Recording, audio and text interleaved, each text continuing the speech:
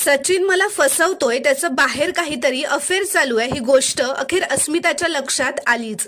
श्री स्वामी समर्थ प्रेक्षकांनो, आता अस्मिता आणि सचिनचं मोठं भांडण झाल्यावर अस्मिता तिच्या खोलीत निराश होऊन बसलेली असते. सायली आता तिच्या खोलीत तिच्यासाठी सरबत घेऊन जाते. तेव्हा अस्मिता सायलीला असं म्हणते, सायली मला ना तुझ्याशी जरा बोलायचंय ग. तर सायली म्हणते, अहो मग बोला ना अस्मिता ताई. तर अस्मिता म्हणते, सचिन माझ्या बरोबर आहे या विश्वासाने मम्मा तुझ्यासोबत तुळजापूरला लग्नाला आली होती ना. पण ती जशी निघाली ना तसा सचिन कामाचं निमित्त काढून घरातून निघून गेला. आणि आता तुम्ही सगळे आलात ना त्याच्या 5 मिनिटं आधीच तो परत आलाय. तर सायली म्हणते, म्हणजे काल रात्री ते घरात नव्हते. तर अस्मिता म्हणते नाही. हे ऐकून सायलीला धक्काच बसतो. अस्मिता म्हणते, अश्विनची नाईट ड्युटी आहे आणि मी घरात एकटीच आहे हे माहीत होतं अगं त्याला. तरीही रात्रभर तो घरी आला नाहीच, पण त्याने मला कॉलही केला नाही आणि मोबाईलही बंद करून ठेवला होता.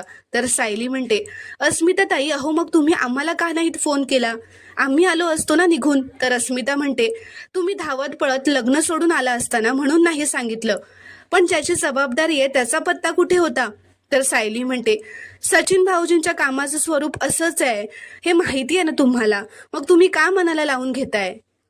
तर अस्मिता म्हणते, कारण कोणतंही काम इतकंही इम्पॉर्टंट नसतं की बायको प्रेग्नंट असताना नवऱ्याने तिचा कॉल कट करावा.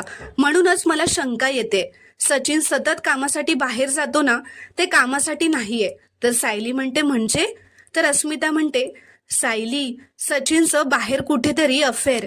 तर सायली म्हणते, नाही अस्मिता ताई असा विचार अजिबात करायचा नाही. तर अस्मिता म्हणते, मग तो रात्रभर कामासाठी कुठे असतो, त्याचे ऑफिसेस फ्लोरिडामध्ये आहेत ना, मग तो दिल्ली मुंबई चेन्नईला का फिरत असतो. मी कॉल केला तर तो उचलत नाही आणि मी बरोबर असेल ना तेव्हा येणारे कॉल सुद्धा कट करतो. आणि सगळ्यात महत्वाचं म्हणजे तुम्ही काही म्हणा, मला खात्री आहे त्या दिवशी रेस्टॉरंटमध्ये मी सचिनलाच एका मुलीबरोबर बघितलं होतं.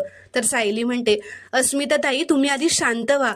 हे बघा तुमच्या मनात तेच विचार घुमतायत ना, म्हणून शंका येते तुम्हाला. आणि अस्मिता ताई या नाजूक दिवसांमधला भार फक्त शरीराला सोसवत नाही, मनालाही त्रास होतो. आणि म्हणून तुम्ही सचिन भाऊजींच्या बाबतीत इतक्या हळव्या झालात. तर अस्मिता म्हणते, नाही सायली अगं हे प्रेग्नेन्सीवाले मूड स्विंग्स नाहीयेत. सचिन आज माझ्यावर ओरडला, यावरून उघड आहे की तो काहीतरी नक्कीच लपवतोय.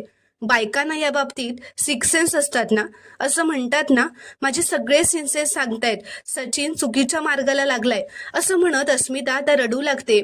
आणि आता अस्मिता सायलीला मिठी मारते. सायली तिला शांत करण्याचा प्रयत्न करत असते, तिचे डोळे पुसते व म्हणते, मी तुम्हाला खात्री देते अस्मिता ताई, सचिन भाऊजी कुठेही दूर जाणार नाहीत. आम्ही तसं होऊच देणार नाही.